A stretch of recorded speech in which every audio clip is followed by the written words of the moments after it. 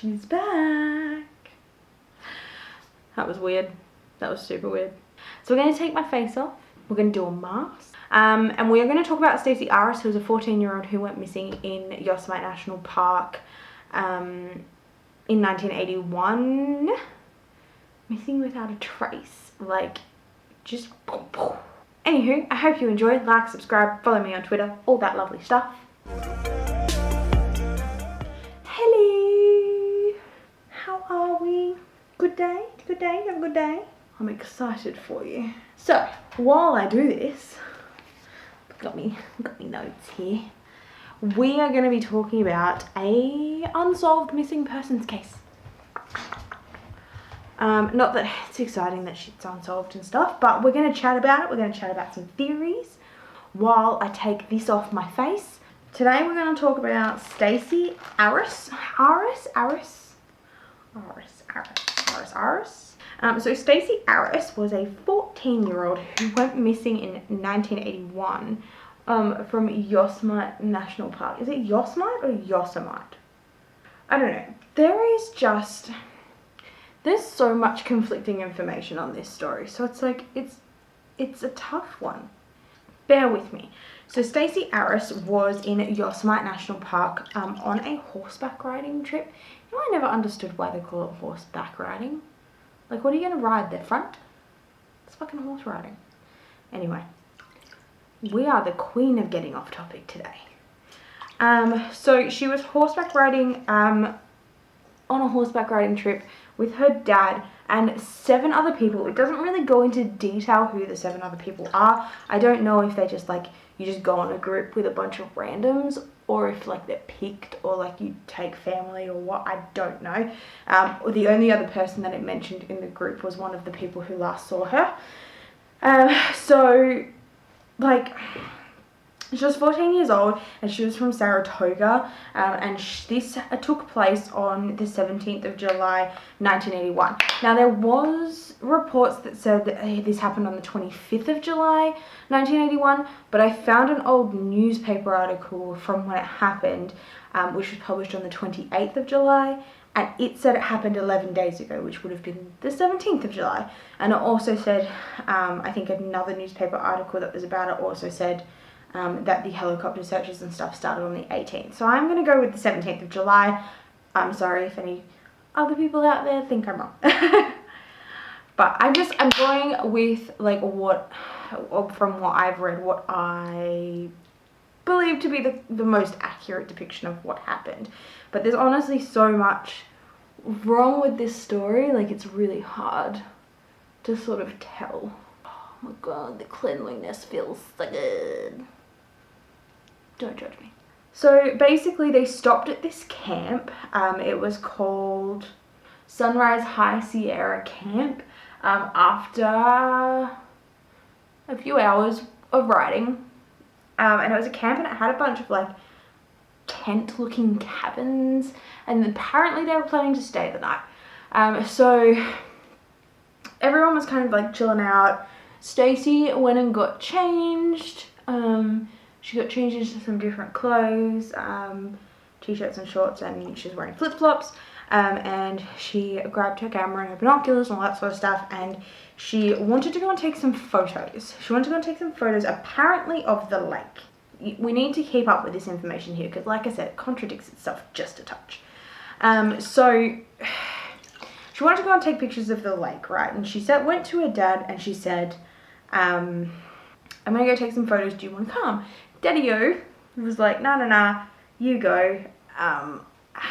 Because she was basically planning to go to a part where, he would be able to see her, or she would be in quite close range of everybody. So, she'd be cool. There's the 70, something said that he was 72, some said he was 77. So we're just going to go with this bloke in his 70s named Gerald Stewart. He decided to tag along with her. As they were walking down, he actually got a little bit tired. Again, see, one report said that he was already sitting on the boulder, and he just happened to already be sitting on the boulder. But we're going to go with this version. So he apparently got tired, and he decided to sit down on a boulder. And and like he was like, oh, I can see her, it's cool. So apparently they all kind of could see her and watched her kind of walk around and disappear behind some trees. And then when she didn't come out, everybody started fucking looking for her because she didn't come out for a while. So basically just around those trees, they found the lens cap of her camera, but nothing else. There was just nothing. She vanished. So the last person to see her was a tour guide. He said that he saw her standing on a rock about 50 yards south of the trail. And that was like the last confirmed sighting of her. There was a group of hikers apparently close to the area that the old man, in like the start of their search before they like called in the authorities, he had asked them if he had seen them, and they just said no. So apparently over the next, what seems to be 11 days, because in that article that I mentioned that came out on the 28th of July, it did, like the title of that article was that the search had come to an end.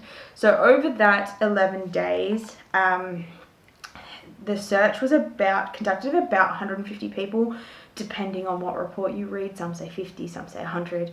It is what it is. And then there was dogs and there was helicopters, and they searched around 3 to 5 square mile radius around where she went missing, or where she was last seen. So there's a few theories, right, as to what happened to her.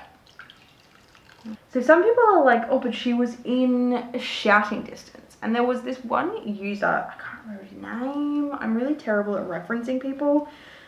So if you recognize something that I say and I don't reference you, like, I'm sorry. I apologize. Someone said it was in shouting distance, but there was someone who wrote on like a forum, I think it was Reddit, it was probably Reddit, that said that in the wilderness and in national parks and things like that, like it's really hard to determine this, like to you know, it's like a small amount of brush and a small hill could completely interrupt like the sound waves. Like it's impossible to tell whether or not she was in a place where she could hear you with like such got fluff on my nose, with like such dense forest and bush and all that sort of crap around. So it's like it's all well and good to be like, oh well, she was in shouting distance, you know, like it's impossible for you to know that for sure. So this is the other thing, alright, this is the next thing, is that apparently, she says, basically, she's like, oh, I'm going to go photograph the lake, and when they asked the lake, they were like, oh, the lake that you can see from the camp. You can't see a lake from the camp. Like, there was no lake, apparently, that was visible, and it actually would have been a bit of a trek to get to that lake, and so she could have quite easily, like, fallen, got, you know what I mean, like there would have been so many ways for her to fall and for like the brush and all that sort of stuff to like conceal her, basically. So there's just a lot of inconsistencies about where she was or where she was going when she went missing, because if that's the story that they're sticking to, there was no, I suppose, lake visible from the camp. Like, I don't know the camp. I don't even live in fucking America. I've never even been to America. So I don't know. But, like, if that's true, then it would be, you know, like, I would want to know why the police didn't go, but there is no lake visible. Unless Daddy-O, like, didn't know that there was no lake visible and she was just trying to pull a fast one on him and be like, yeah, no, Dad, you can totally see the lake from here, see? And then she takes it, makes her run for it. There was another one that said that she ran away because she was having trouble in family and with her family and in school. I'm just not entirely sure that anyone, even a 14-year-old, would be stupid enough to decide to run away in Yosemite National Park. And then there was like this thing saying that she wouldn't have done that because she wasn't wearing appropriate footwear. And it says that basically she was apparently wearing her thongs, which in every report I've read says flip-flops. I'm sorry, but I'm calling them thongs. I'm not saying that. I won't do it. But then, so her dad, she went to her dad, and when she was talking to her dad before she left, like one of the last conversation she had with him, she goes, he told her to change her shoes and said that you would need boots, so put some boots on.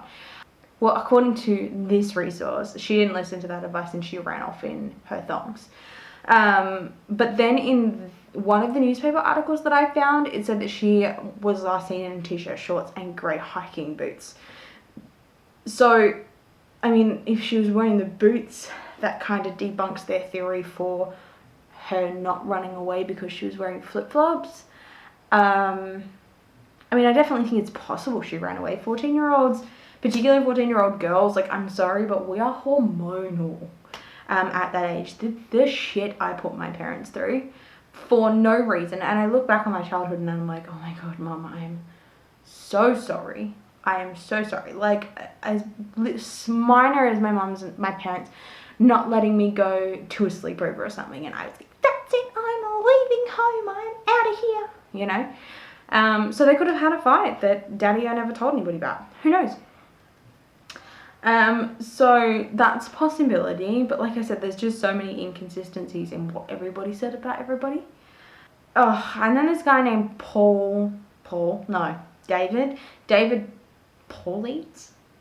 He's the author of Missing 411, and apparently he's pretty into like all of this supernatural shit, and he pretty much like pins everything on Bigfoot, apparently, or something supernatural, and he tends to like grab a bunch of cases that like seem similar and then attribute them to this as proof.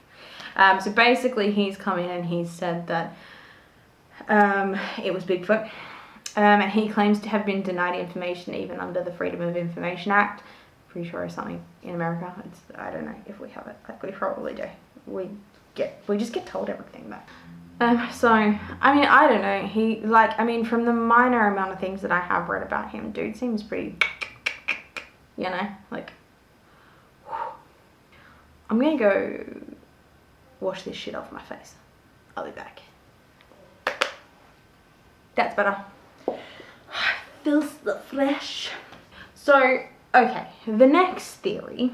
I mean, there are other supernatural theories like aliens, like, and she like dropped her lem's cap while she was being, you know. So the other thing was bears. Now there's apparently 300 to 500 brown bears in that park alone. My issue with that is that she had, okay, so even if she had, like, if she had flip-flops on, 100% she would have lost a flip-flop in a bear attack, minimum. And even if she didn't, if she did have her boots on, like apparently she was wearing like an ankle bracelet, which I would call an anklet. She was wearing like earrings, she had binoculars, she had her camera. Like, there are just so many things that would have fallen off and been found. Like, they described the search effort to be like a military operation. That's how like in-depth and like how was it scrutinized like every piece of floor was. So I don't really see them missing something like that. And in a bear attack, 100%, like, there would have been blood, there would have been something. Like, bears don't come back and clean the crime scene. Plus there was a thing that was put out by the National Park Service, and they claim that there's not been any, what do you call them? No one's ever succumbed to a bear attack, basically. But then again, would they know that? Because, like, the national park, like, heaps of people go missing in national parks all the time. Even here, like, we got national parks. So, I can't see that. The other one was drowning. So the other one was like, well, if she was going down to the lake, you know, like, what if she, wow, that was way too much. What if she, like, slipped and fell and she drowned? Again, my problem with that is that they sent divers into this lake that she was supposedly going to photograph, even though it was not visible from her campsite. And they sent divers in, and they sent dogs around. Now, the dogs couldn't actually sniff her out at all, but they did say that dogs have to be, like, upwind of the person that they're looking for, and because it was so dry and windy the other way, they couldn't pick up on her. So even down by the lake, they couldn't find her scent, and divers searched the lake, and they didn't find her or any of her stuff. And I feel like something, particularly if she was wearing flip-flops, those fucking things float. Like, someone would have found a flip-flop. And if she wasn't wearing a flip-flop, like, you would have found something. You know, like, especially if you had divers. It's all well and good if nothing else floated, but, like, if you sent divers down there, like, and there was just nothing found except for this fucking lens cap next to a tree. Now, what I think the most likely story, I suppose, would be the foul play. So, like, my theory, right, is that she got lost. So she went off the track, which everybody recommends that you never, ever, ever go off the fucking track. Like, don't go off the track. So, theory is she got lost and she just kind of kept walking. And if she came across someone who was maybe not quite as harmless as you would hope, then, you know, she may have succumbed to foul play that way, and he would have, or he or she, or both, whatever, like, look, we're not sexist here, would have cleaned up the evidence, because they're people, they're smart. This isn't a brown bear just trying to look for his dinner. Like, so I think that's most likely to have happened. With the extent search that they did, I think that she got lost, she ran into someone, because, like, even, like, stranger danger and whatever, but if you already know that you're lost in the middle of a national park and you can't find your way back to your family or your campsite, like, at that point, as a 14-year-old girl, I would have taken help from fucking anybody who passed me by. And I think that's the point that a Redditor called Quarantine, I think they call themselves, made. Like, if she was wandering around and already lost, and Joe Blogs or Jolene Blogs came up to her and was like, oh, I'll help you, I know the way back, I'll help you, and led her deeper into the forest, and even if they had have led her 6 miles in, the search stopped at 5 miles, you know? Or they could have just given her a whack and carried her out there, you know? Like, or gone back to a path and chucked her in a car. Like, I don't know, it's hard. There was just so many people around, it's hard, yeah. There was another one that I'm going to talk about because it's just weird. So, there is another channel that has covered this, called Peculiar Occurrences. Her videos are kind of like, basically anything that's weird. Like, anything happened that is weird. Like, she doesn't really necessarily focus on true crime. There's some paranormal stuff in there. It's pretty interesting. She covered this case as well. And there was a comment on her video that kind of caught my attention. And it caught my attention because I think it's pretty far-fetched, honestly. So, I actually screenshot it. I don't know, should I say who it was that wrote the comment? I mean, it's public information. Like, he wrote it on a public forum, so. So it says, it's not aliens, it's people. Men, to be exact. The cops are covering up because they had part in it, or because the military did. Murder is their kind of thing. Kill teams, which I'm guessing he means hence the word. Paul Leeds, which is the guy, I think it's Paul Leeds or Paul Leeds, which is the Bigfoot guy, is a liar. He got all pissy about people asking him for his conclusions, saying he didn't want the families of the missing to see he'd made some wrong conclusion. And now, as of 3 days ago at MUFON, I don't know what that is, probably should figure it out, he's talking about how he thinks it's Bigfoot. Roll on the floor laughing my ass off, yeah, dude's a spook. So, I agree, the dude's a fucking moron. I'm assuming that's what spook means anyway. I think the cop thing is a bit far-fetched. I'm not saying that it's never happened or that it's insane to theorize that there could be some kind of cover-up. I mean, Area 51, right? Ugh. So yeah, I don't know, I just think that the whole cop military thing for a 14-year-old girl, like, unless she was bloody secretly a mermaid and they wanted to study her in Area 51, I just don't see it happening. You know? But I mean, to each their own. If the person who wrote that comment ever sees this, I am more than happy to listen to why you think that's a thing, or what evidence you may have that that's a thing. I mean, other than the lack of information when someone tried to get the information through the Freedom of Information Act, but I mean, like, we're relying on the word of someone who thinks that Bigfoot did everything. Like, it's not, I don't think his opinion is reliable. So that's the end of that. Stacy Arras, if you are out there, like, people want to know where you at. Sweet pea. It is a shame it's been 38 years and it's still unsolved.